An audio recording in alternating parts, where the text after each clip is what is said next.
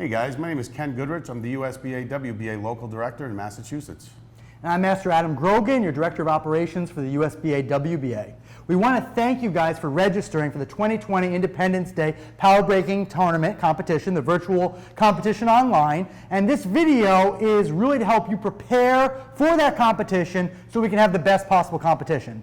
We're pretty excited about this event. It's our second one now? It's our second event we've done live online, and it's an awesome event. We had 87 competitors last time. We really made some nice enhancements and improvements this time, and we want to make sure that everybody has a great experience with us.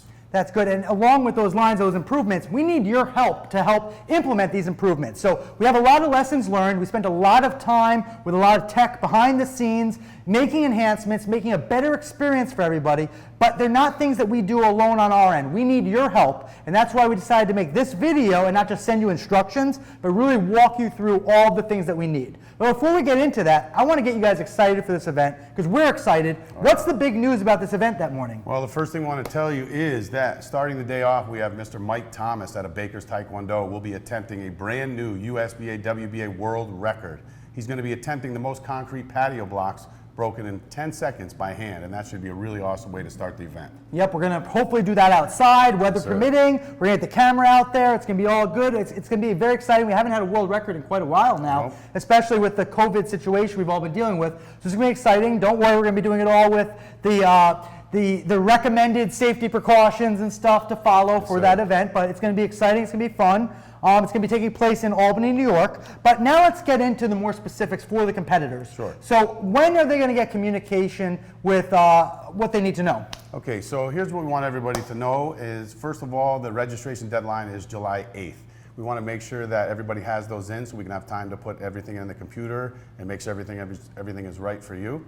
The next thing we want to do is know that you're going to be getting an email on July 11th. This email is going to have some really important information. It's going to have a competitor number. It's going to have all of your numbers that you're going to be attempting that day, which you're going to want to double check because you're not allowed to change your numbers once we get started. So that's some really important information you're going to be getting on the 11th. So when you get that information, the key thing that we're going to be going over, and I'm going to have some things on the bottom of the screen here, is this competitor number Ken's talking about. So obviously, you're going to see the order of competition. It's going to be important to some of you because you're going to want to know if you're going early in the morning or later in the morning or the afternoon. And we're going to go chronologically down that list, yes, correct? Sir. So top is first, bottom is last. So you'll be able to gauge when you're going. But next to each person's name is going to be a competitor number. And we have a very specific thing we need you to do with that. So when you log on to Zoom to register that morning to compete, like when you're logging into the Zoom meeting, it's really not registering. When you log in that Zoom, you have an option of your display name. You must put in that number with an underscore and then your name for your display name, or we will not be able to find you for the competition. So if you look on the screen now, I have an example of what you're going to be doing. If you have any questions about this, you can email us or contact us ahead of time, but you will not be allowed to compete if you do not join the Zoom meeting with the proper display name. It must be your competitor number that you'll get an email, underscore, and your name. Now there's going to be a couple caveats to that you should be aware of. Some of you that are competing at home in your driveway by yourself, that's exactly what you're going to do.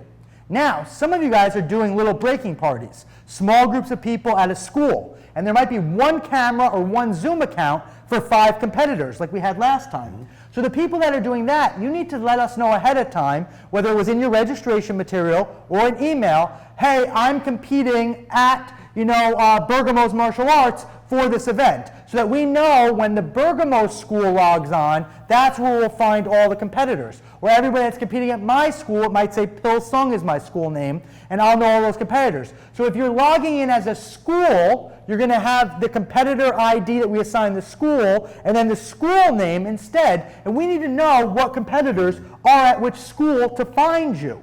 Does that make sense? Yes, sir. We also want to let them know that 9 o'clock is when we start entering into the Zoom, and if you're not in by 10 o'clock, you're going to miss out on the world record, and we want to really make sure that you don't do that. So from 9 o'clock to 10 o'clock, log into Zoom, let us get everything set up, and that way you don't miss out on anything. Yeah, that's important. If you're not in the Zoom meeting by 10 a.m., there's a window that we're not going to be admitting any people in. We're going to be doing the world record. So if you join at 10:01, you're going to be waiting until the world record is over before we can admit you to the Zoom meeting. So that's an important key. You want to make sure between 9 and 10, get to that meeting with the correct name. Now here's the other catch you have to be aware of. Some schools were doing something that was kind of neat. They had one Zoom account with a camera that was going around each competitor, but they also had another Zoom account that was just like a TV on the side that everybody could watch. But it was confusing for us to know which one to go to. Exactly. If your school is going to do that, if you're going to have two Zoom accounts taking place at a school, one for viewing and one for camera, you need to let us know. Because we're going to name one of yours as a display only, and one is the camera. We're going to name it so we know which one to go to. So please, if you're working as a school, reach out to myself or Ken, let us know your plan, and let us give you some direction so we can make this go super smoothly when we're there. And remind me again, so they're submitting their numbers to us via the registration. You're putting them on that report. There's no changing that day. So they should check that on Saturday? Correct. So on Saturday, you're going to get the email. You really, again, want to check that competitor number, and you want to check your numbers of attempted materials you're going to break for each division. Now, we have hand, elbow, wood, foot, as well as double elbow, and then we have concrete, hand, elbow, foot. So first, when you go into that email, check those numbers. Next, you got to make sure you know exactly what the rules are. This time, we're going to have a 30-second clock. So that means basically a countdown from when we go to you and say, are you ready? You say yes. You have 30 seconds to start breaking. After you start breaking, you have 1 full minute to complete all of your breaks for that category. That means if you're doing wood and you're doing 3 events, you have to do 3 wood events in order in under 1 minute. And that way we can kind of keep everything going smoothly, and it'll really help us out with time that day. The other thing also that you want to know is that once you're done and we do all the results, the competitors for this tournament and our last tournament actually are going to be seeded for the World Cup that we're having later this year. So when it comes to the World Cup, you guys will actually be able to change your numbers at the end. So that's a really big benefit for somebody winning one of these 3 virtual tournaments to go to the World Cup Championship. That's pretty good. I like that we're kind of building on that. So next thing I want to talk about is spectators. Last time we allowed spectators to be in the Zoom meeting, and we also live streamed to a couple different platforms. This time, for logistical reasons, we're not going to have any spectators in the Zoom meeting. So if you have friends or family that want to watch the competition, we're going to direct them. We're going to have 3 live streams. And between all 3, we're hoping that everybody has access to one of these. We're going to be on Facebook Live through the USBA WBA page. We're going to be on YouTube Live, which will be available to anybody whether they have an account or not. And we're going to be on Twitch. So we have 3 platforms. We're going to have links out and have all the information sent to you, but spectators only on the live stream, not in the Zoom meeting. There's going to be no spectators in the Zoom meeting, and we're not going to allow them into the meeting if that happens. So that's going to be very important for us. The other thing we're going to do is customer service. If you guys have issues, we're going to have 2 things you can do if you have issues. The first way is you have an issue that you can't get into the Zoom meeting. If you have that, we're going to provide you in the email that you get a phone number that you can text. And we're going to have a dedicated person that is going to be answering your texts and helping you with customer service and tech support to get into the meeting the best we can. I mean, we can't help you with your internet connection and certain things, but we'll do what we can to help you get into the meeting, and we'll have a text number you can do.